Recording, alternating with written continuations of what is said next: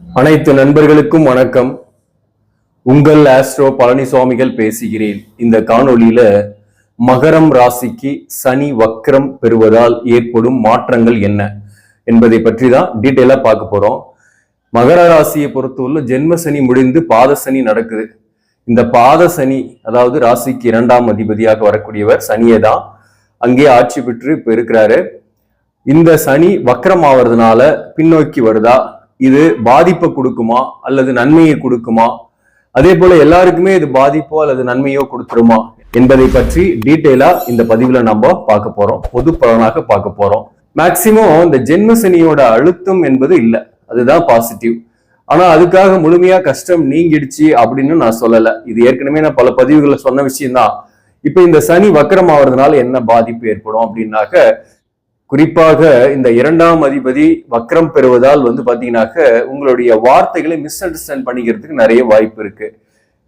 அது ஒர்க் பண்ற இடத்துலயே ஆகட்டும், குடும்ப வாழ்க்கையிலையும் உங்க வார்த்தைகளை மிஸ் அண்டர்ஸ்டாண்ட் பண்ணிக்குவாங்க. அதனால சில கருத்து வேறுபாடுகள் உறவுகளோடு ஏற்படும், உறவுகளுடைய நச்சரிப்பு ஏற்படும். அதே போல வேலை பார்க்கக்கூடிய இடத்துல கூட மேலதிகாரிகள் தவறாக எடுத்துக்கொள்வார்கள். நீங்க ஏதாவது ஒண்ணு பேசுனீங்கனாக்க, அவசரப்பட்டு ஏதாவது சொன்னீங்கன்னாக்க அதை மிஸ் அண்டர்ஸ்டாண்ட் பண்ணிக்குவாங்க. இப்ப பாத்தீங்கன்னாக்க பணம் வருமா அப்படின்னாக்க தனம் வரும், கையிருப்பு கொஞ்சம் கரையும் செய்யும், சுப விரயமாக ஆகிறதுக்கும் நிறைய சான்சஸ் இருக்கு. குடும்பம் அமையாதவர்களுக்கு குடும்பம் அமையக்கூடிய வாய்ப்பும் இந்த காலகட்டத்தில் உண்டு. குடும்பத்தை விட்டு தொலை தூரத்துல வசிப்பவர்கள், வாழ்க்கை துணைவர் ஒரு பக்கமும் நீங்க ஒரு பக்கமும் இருக்கக்கூடியவர்கள் ஒன்று சேர்ந்து வாழக்கூடிய சூழ்நிலையும் இந்த காலகட்டத்தில் சில பேருக்கு ஏற்படும். இப்போ இந்த சனி எப்ப வக்ரம் ஆகிறாரு அப்படின்னாக்க, ஜூன் 29ஆம் தேதி வக்ரகதியில செயல்படுகிறார். பூரட்டாதி நட்சத்திரத்துலதான் வக்ரமாகிறாரு. நவம்பர் 15ஆம் தேதி வரலும் வக்ரகதியில தான் இருக்கிறாரு. இதுல அக்டோபர் 5ஆம் தேதியிலிருந்து சதயம் நட்சத்திரத்தில் பின்னோக்கி நகர்ந்து வக்ரம் பெறுகிறார். ராகுவோட சாரத்துல வக்ரம் பெறுகிறார். அந்த ராகு உங்க ராசிக்கு 3ஆம் இடத்துல இருக்கிறார். அப்ப எந்த விதமான பலன்கள் ஏற்படும் என்பதை பற்றி நம்ம டீட்டெயிலா பார்க்கலாம். அதே போல பூரட்டாதியில இப்போ வக்ரமாகக்கூடிய காலகட்டம்லாம் பாசிட்டிவ் தான். ஏன்னா குரு உங்க ராசிக்கு 5ஆம் பாவகத்துல இருக்கிறார். திரிகோணஸ்தானத்துல குரு இருந்து பூரட்டாதி நட்சத்திரத்துல சனி இருக்கிறது நன்மைகளை ஏற்படுத்தக்கூடிய அமைப்பு தான். பொதுவாகவே ஒரு கிரகம் வக்ரம் பெற்றால் உக்கிரமாக செயல்படும் என்று நீங்க கேள்விப்பட்டிருப்பீங்க. அதோட மீனிங் என்னன்னா, தன்னுடைய காரகத்துவங்களை அதிகப்படுத்தியே செய்யும். அது சுபகிரகமாகட்டும் பாவகிரகமாகட்டும், வக்ரமானா ஃபோர்ஸ்ஃபுல்லா இருக்கு அப்படின்னு நம்ம தெரிஞ்சுக்கலாம். இன்னொன்னு விதி என்னன்னாக்க, ஆட்சி பெற்ற வீட்டில் ஒரு கிரகம் இருந்து வக்ரம் பெற்றால் அது நீசத்திற்கு இணையான பலனை கொடுக்கும் அல்லது இயல்புக்கு மாறான பலனை கொடுக்கும் என்பதை பற்றியும் நம்ம தெரிஞ்சுக்கலாம். பொதுவாகவே இந்த சனி என்பது ஒரு பாவ கிரகம். இதற்கு பாவ காரகத்துவங்கள் மிக அதிகம். குறிப்பா சொல்ல போனாக்க, சுப காரகத்துவம் போது வேலை தொழில், ஒரு மனிதன் கஷ்டப்பட்டு ரொம்ப ஹார்ட் ஒர்க் பண்றானா அதற்கான ஊதியத்தை கொடுக்கக்கூடியவரும் சனி பகவான் தான். தொழில் காரகன், தொழில்ல டெவலப் ஆகுறது, சின்ன வயசுல ரொம்ப கஷ்டப்பட்டு ஒரு 40 வயசுக்கு மேல மிகப்பெரிய உயரத்தை தொடர்றதெல்லாம் இந்த சனி அவங்க ஜாதகத்துல நல்ல சுபத்துவமாக இருக்கக்கூடியவர்களுக்கு இந்த மாதிரி ஏற்படும். அதே போல ஆயில் சுப காரகத்துவத்துல ஒண்ணு. பாவ காரகத்துவம் என்பது வறுமை, நோய், கடன், எதிரி, எதிர்ப்புகள், பிரச்சனைகள், இதெல்லாம் வர்றதுதான் பாவ காரகத்துவங்கள். இப்போ இந்த பாவ காரகத்துவங்களையும் அதிகப்படுத்தி செய்யும், சுப காரகத்துவமே உங்களுக்கு அதிகப்படுத்தியே செய்யும். அந்த வகையில சனி வக்ரமாகிறதுனால நன்மையும் உண்டு தீமையும் உண்டு நாம தெரிஞ்சுக்கலாம்.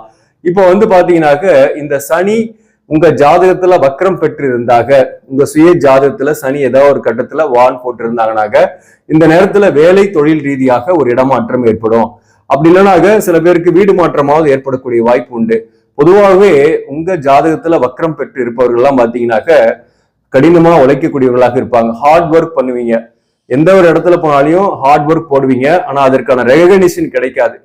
அங்கங்க மாறக்கூடிய சூழ்நிலை ஏற்படும். அல்லது அந்த ரெகக்னிஷன் கிடைக்கக்கூடிய நேரத்துல இன்னொருத்தருக்கு அது கிடைக்கும். உங்களுக்கு டென்ஷன் ஆகி அப்போ அந்த நிறுவனத்தை விட்டு மாறுவீங்க. பிரைவேட்ல இருந்தா, அரசு பணியில இருந்தா அதே இடத்துல வருத்தத்தோடு ஒர்க் பண்ணக்கூடிய சூழ்நிலையும் சில பேருக்கு ஏற்படும்.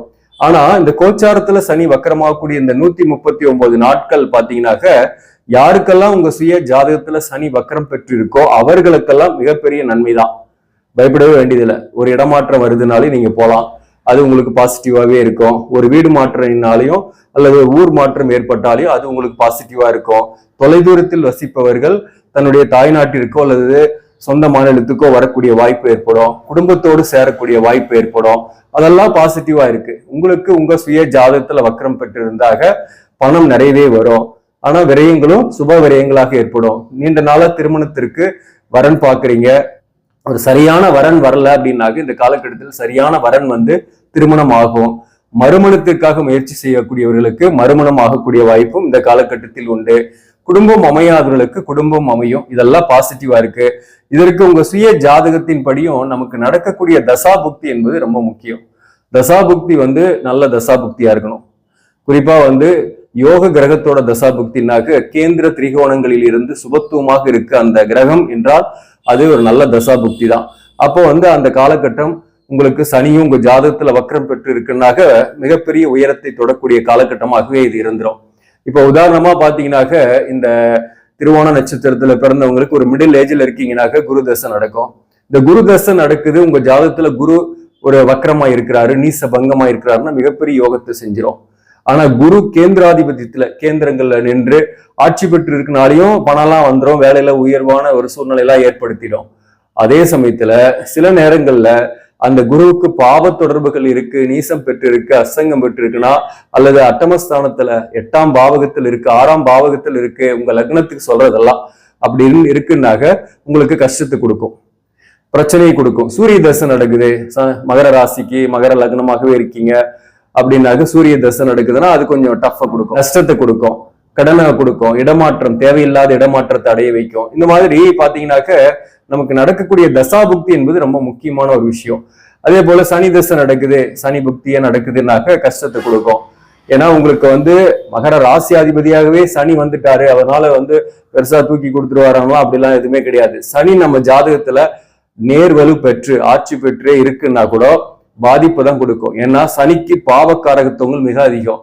அதற்கு சுப தொடர்புகள் இருந்து சுபத்துவமாக இருக்கும் பட்சத்துலதான் பாசிட்டிவா இருக்கும். ஆனா அப்படி இல்லைனாக்க கஷ்டத்தையே கொடுக்கக்கூடியதாகவே இருக்கும். அப்போ பாத்தீங்கன்னா நமக்கு நடக்கக்கூடிய தசாபுக்தி என்பது ஒரு 90% நம்மளுடைய பலன்களை நிர்ணயிக்கக்கூடியது. சரி, இது என்ன மாதிரி பலனை ரிஃப்ளெக்ட் பண்ணோம்னாக்க நம்ம ஜாதகத்துல இருக்கக்கூடிய பிராப்தங்களை ரிஃப்ளெக்ட் பண்ணும். நமக்கு ஒரு அரசு பணிக்கு போகணும்னு பிராப்தம் இருக்குன்னு வச்சுங்களேன், ஒரு நல்ல யோக கிரகத்தோட தசாபுக்தி நடக்குதுன்னா அரசு பணி கிடைச்சிரும். அல்லது ஒரு பெரிய தொழிலதிபராகி பெரிய பணம் சம்பாதிக்கணும் அப்படின்னு வச்சுங்களேன், அந்த மாதிரி ஒரு யோகம் இருக்கு அப்படின்னாக்க அதுக்கு நமக்கு நடக்கக்கூடிய தசாபுக்தி நல்லதா நடக்கும்போது பெரிய அளவுக்கு நம்ம பிசினஸ் ஆரம்பிச்சு நல்ல வளர்ச்சியை காண்போம். நமக்கு கஷ்டப்படணும், இருக்கிற வேலையை விட்டுட்டு கொஞ்ச நாள் சும்மா இருக்கணும், அல்லது பணத்துக்கு தட்டுப்பாடோடு இருக்கணும், கடன் ஆகணும் அப்படின்ற பிராப்தங்கள் இருக்கு அப்படின்னாக்க அந்த தசாபுக்தியும் பாத்தீங்கன்னாக்க மோசமான தசாபுக்தியா இருக்கும். தட் மீன்ஸ் உங்களுக்கு 8ஆம் பாவகத்திலேயோ அல்லது 6ஆம் இடத்துலயோ அந்த கிரகம் இருக்கோ, அல்லது இந்த சனி தசை சனி புக்தி நடக்கலாம், அல்லது சனி உங்களை ஜாதகத்துல அசங்கம் பெற்று இருக்கலாம், சூரியனோடு சேர்ந்து இருக்கலாம். இப்படி ஏதோ ஒரு பாதிப்புகளை உங்களுக்கு ஏற்படுத்தக்கூடிய தசாபுக்தியும் இப்ப நடந்துட்டு இருக்கும்.